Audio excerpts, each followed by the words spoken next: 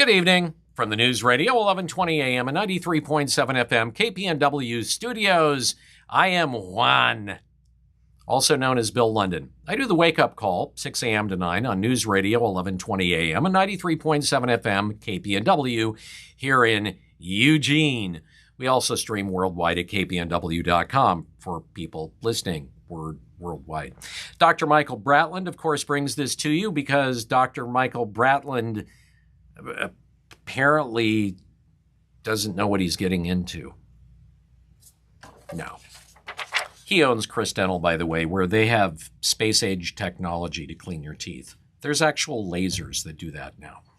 All right, so earlier this week, Governor Tina Kotek finally signed the bill that would sort of recriminalize hard drugs here in Oregon and also an accompanying funding bill. So here's how this works. When she signed that piece of paper, it essentially lit a fuse, and counties will get to receive grants to begin creating some sort of deflection program that will allow people caught with drugs some form of treatment option instead of criminal charges. And what will that program look like? Well, it's going to be different in every county that does it. And that's because of a compromise that was struck between Democrats and Republicans that removed mandatory diversion from the law, and it leaves the decision on how and whether to create the program and how it's going to be run and who runs it up to the individual counties. Now, 23 counties told lawmakers that they would commit to creating the program. However, the person making that call for each of the counties was not necessarily in a set role. What that means is, in some counties, county commissioners signed off on the decision. In others, it was the DAs that made the decision. And in a few counties, it was actually the sheriff's office. Now, regardless of who made the call and which county authorities said, yeah, let's do this, the 23 counties that signaled they're going to opt in are eligible to receive half of their total grant money by June 1st. The remaining 13 counties who looked at this and went, oh man, no. Well, they could still opt in, but they wouldn't receive any funds until sometime in September, but they could backdate expenditures starting in July. So the initial round of funds is considered a planning grant, which doesn't require much legwork at all. According to the Criminal Justice Commission staff, applications are going to be straightforward. The county just needs to identify a coordinator, or if you will, an involuntary volunteer for the program, and then establish loosely what it'll look like. Well, it'll be a building with people that will look at you and go, yeah, you look like you're hooked. Then the release of the second half of the funds in September would actually require an extensive application with details on how the money is going to be used. The funding bill is HB 5204, and it creates an impact committee that is going to use a formula to determine how much money each county is going to get, with the caveat that no county is going to get less than $150,000. So the funding formula, as if this wasn't all so straightforward, the funding metric looks like this. They will take into account the number of people on Medicaid in the county. Then the number of people who are homeless based on the point-in-time count that happened sometime in January. Also, the number of arrests in the county and the number of fatal drug overdoses. In other words, this is going to be a mess.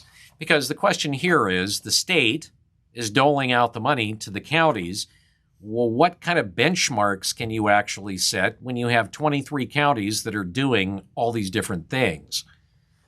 But don't worry about it. It's Oregon. We won't figure it out, and see, we did. So Governor Tina Kotek, as we told you last week, is getting a public thrashing among the punditry and citizens over her wife, Amy Kotek Wilson, being more involved in the day-to-day tasks of the governor and the governor's office. And now, the Oregonian, also known as Oregonlive, has bashed the governor in an op-ed over how she's handling or not handling the issue. Particularly, on the governor's part, choosing to listen to Kotek Wilson over far more experienced staffers. who got fed up and quit, as we told you last week. So on the op-ed, the editorial writers for the Oregonian said, quote, "The governor's decisions must be grounded in robust debate and discussion in which experts can freely challenge, defend, and strategize how to best address a problem. Anything that hampers that candid exchange, including the presence or outsized influence of the governor's spouse, is reason to stop and ask how best to serve the greater good." Oregonians have been left anxious and frustrated while waiting weeks for unemployment benefits after a new system launched in March. That's when Francis Online lifted off the launch pad, and it was supposed to be doing all sorts of wonderful things and a big improvement. And the entire time it has been plagued with discrepancies. It has been dumping people off of unemployment who were already collecting checks before it came online. And then those folks are trying to contact the Oregon Employment Department, and they can't get through on the phones. Either busy signals or nobody answers, and then at the end of the day, they just get disconnected. The Oregon Employment Department will only say, well, call volumes and wait times remain high, and unfortunately, we're unable to answer all calls that are waiting on hold, so callers get dropped. That's helpful. Well, in most Oregon districts, students miss school more often than the national average last year. In the 4 years since COVID-19 closed schools, U.S. education has pretty much struggled to recover on a bunch of different fronts, including learning loss, enrollment, and student behavior. But there's another big problem.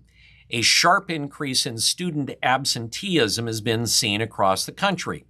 Now, nationally, and this is for last year, nationally, an estimated 26% of public school students were considered chronically absent last school year. But in Oregon, we outpaced expectations. We lead the nation with 38% of students statewide chronically absent. And once again, we're number one. You may have been following the avian influenza. Well, now we find out that it has crossed over into actually herds of cattle. Earlier this week, it was announced by the Texas Department of Health that somebody working with cattle picked up avian flu, ironically, from a cow. Well, now we see that the highly pathogenic avian influenza has been detected now on an Idaho dairy farm, which has dairy farmers worried. Oregon's Department of Agriculture continues to urge farmers to practice biosecurity, but they say there's no evidence the virus is any more contagious than before, and they say there's no risk to the commercial milk supply because when cows are sick, that milk can't be used, and they say that avian influenza can't withstand the rigors of pasteurization. A coalition is calling on Governor Tina Kotek to ask the federal government to stop a planned auction for floating wind energy projects off the Oregon coast. Now, we told you, I think this was about a month and a half ago, that the Bureau of Energy Management decided, we're going to put gigantic windmills all along the Oregon coast in some of the most fertile fishing grounds in the entire and along the entire West Coast, which will interfere with those industries. We also told you that Native American tribes in Oregon were utterly against it, and a whole lot of other people. But the Bureau of Energy Management decided to do it anyway, even though these wind farms on the East Coast completely failed, and Governor Tina Kotek is totally behind this. That said, in the letter to Kotek, they said she should stop the U.S. Bureau of Ocean Energy Management from moving forward with its plan to auction offshore wind site leases until the state has actually finalized its own roadmap. Now, the idea to create a roadmap was part of House Bill 4008, which very quietly Governor Kotek signed last week. Unlike the usual victory laps that she takes when she signs a bill, this one she kept pretty quiet. It will create supposedly state policies on offshore wind energy development that is supposed to include community input, which is another nice way of saying we're going to give you a chance to vent and we're not going to listen to what you say and we're going to do what we want to do. Signatories include more than 80 independent fishing vessel operators, 36 coastal businesses, a number of business associations, multiple counties, along with 5 Oregon and California tribes who completely oppose the plan. In other words, they won't get listened to. This look at the news brought to you by Dr. Michael Bratland. He's a good dude. Doc, you need to include that in your marketing. All right, Rick, time for you to roll out a big old industrial oozing can of real.